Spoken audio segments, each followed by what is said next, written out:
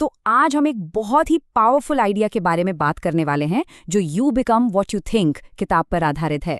ये एक ऐसा विचार है जो कहता है कि हमारी सोच ही हमारी दुनिया बनाती है। चलिए इस दिलचस्प सफर पर निकलते हैं और इसे और करीब से जानते हैं। चलिए कहानी की शुरुआत करते हैं एक लड़के से जो अपनी जिंदगी की उलझनों में पूरी तरह से खो चुका था। उसे लगने लगा था जैसे वो एक ऐसे अंधेरे जाल में फंस गया है जहां से निकलना नामुमकिन है। उसकी सोच पर पूरी तरह से नेगेटिविटी हावी हो चुकी थी। और फिर एक दिन उसी लाइब्रेरी में एक अजनबी ने उसे एक ऐसी बात कही जिसने सब कुछ बदल दिया। और यही बात इस पूरी कहानी का, इस पूरे विचार का दिल है। तो सवाल ये है कि ये सब शुरू कैसे हुआ? ये जो इतना बड़ा बदलाव आया, इसकी शुरुआत हुई एक बहुत ही साधारण सी जगह से, एक लाइब्रेरी में एक अचानक हुई मुलाकात से। अब उस लड़के की जिंदगी को देखें तो चारों तरफ से मुश्किलें थीं। मतलब स्कूल में ग्रेड्स अच्छे नहीं आ रहे थे, घर पर भी रिश्ते तनावपूर्ण थे और जो दोस्त थे वो भी धीरे धीरे दूर हो रहे थे। उसे ऐसा महसूस होता था जैसे उसकी जिंदगी का कोई मकसद ही नहीं बचा।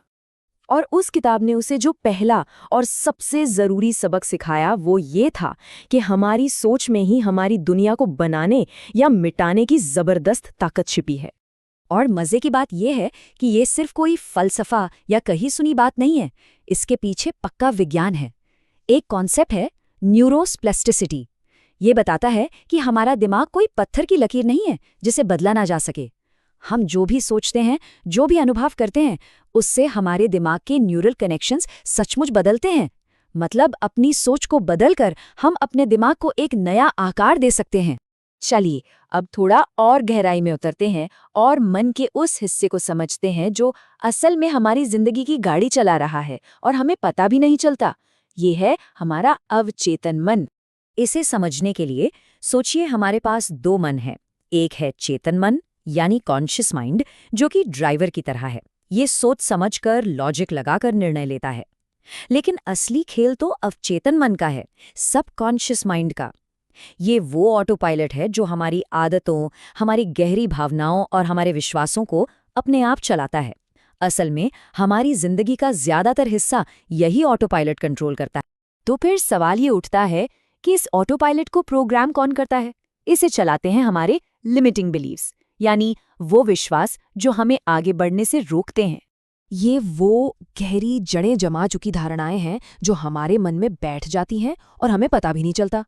ज्यादातर ये बचपन के अनुभवों से आती हैं। जैसे मान लीजिए किसी को बचपन में बार बार कहा गया हो कि तुम ये नहीं कर सकते, तो ये उसका विश्वास बन जाता है और फिर पूरी जिंदगी उसे आगे बढ़ने से रोकता रहता है। तो अब सबसे बड़ा और सबसे ज़रूरी सवाल, क्या हम इस ऑटो पायलट की प्रोग्रामिंग बदल सकते हैं? और इसका जवाब है हाँ, बिल्कुल। चलिए अब उन तरीकों को देखते हैं जिनसे उस लड़के ने अपनी ज़िंदगी की दिशा ही बदल दी।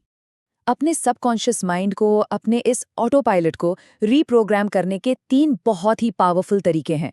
पहला है एफर्मेशंस, मतलब रोज-रोज खुद को सकारात्मक बातें याद दिलाना, जैसे मैं आत्मविश्वासी हूँ। दूसरा है विजुअलाइजेशन, यानी अपनी सफलता की तस्वीर को मन में बार-बार देखना। और तीसरा है मेडिटेशन, जो मन को शांत करके इन नए विचारों को गहराई तक पहुंचाने में मदद करता है। अब ये सब काम कैसे करता है? ये सब लॉ ऑफ अट्रैक्शन यानी आकर्षण के नियम पर आधारित है। ये नियम कहता है कि हमारी सोच और भावनाएं एक तरह की फ्रीक्वेंसी या वाइब्रेशन पैदा करती हैं और ये ब्रह्मांड उसी वाइब्रेशन के हिसाब से हमें अनुभव लौटाता है। तो फिर कैसे पता चले कि हमारी वाइब्रेशन सही है या नहीं? इसका सबसे अच्छा इंडिकेटर है हमारी अपनी भावनाएं, हमारे इमोशंस। जब हम खुशी, उत्साह और कृतज्ञता जैसी पॉजिटिव भावनाएं महसूस करते हैं, तो समझ जाइए कि हम सही रास्ते पर हैं।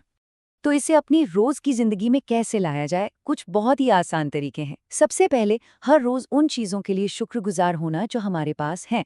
फिर इस बात पर ध्यान देना कि हम कैसा महसूस कर रहे हैं। और सबसे जरूरी, जब हम सफलता की कल्पना करें तो सिर्फ देखें नहीं, बल्कि उस सफलता की खुशी को महसूस भी करें। अब इस कहानी का एक और बहुत ज़रूरी हिस्सा है और वो है मन और शरीर का गहरा कनेक्शन। हमारी मानसिक स्थिति का सीधा असर हमारे शारीरिक स्वास्थ्य पर पड़ता है। देखिए, ये एक चेन रिएक्शन की तरह है। सब कुछ शुरू होता है लगातार चलने वाले नकारात्मक विचारों से। ये विचार हमारे शरीर में कॉर्टिसोल जैसे स्ट्रेस हार्मोन्स को रिलीज करते हैं। और जब ये लंबे समय तक होता है तो इसका सीधा असर हमारी सेहत पर पड़ता है। हमारा इम्यून सिस्टम यानी बीमारियों से लड़ने की जो हमारी ताकत है वो कमजोर हो जाती है। और ये बात रिसर्च में भी साबित हुई है। जो लोग आशावादी होते हैं, पॉजिटिव सोचते हैं, उनका इम्यून सिस्टम निराशावादी लोगों की तुलना में कई ज्यादा मजबूत पाया गया है। मतलब हमारी सोच का सीधा सीधा असर हमारी सेहत पर होता है। तो सवाल ये है कि जब कोई नेगेटिव विचार मन में आए तो क्या करे? इसके लिए एक बहुत ही कमाल की टेक्निक है जिसे कॉग्निटिव रीस्ट्रक्चरिंग कहते हैं। सबसे पहले तो उस विचार को पकड़िए, उसे पहचानिए, फिर खुद से सवाल कीजिए, उसे चुनौती दीजिए, क्या ये बात वाकई सच है? और आखिर में उसे एक पॉजिटिव या कंस्ट्रक्टिव सोच में बदल दीजिए। और अंत में एक सवाल जो सोचने पर मजबूर कर देता है, अगर हमारी आज की हकीकत हमारे बीते हुए कल के विचारों का नतीजा है, तो ये भी तो सच है कि हमारे आज के विचार हमारे आने वाले कल को बना रहे हैं। तो सवाल ये है कि आज से, अभी से एक बेहतर भविष्य बनाने के लिए क्या फैसला किया जाए।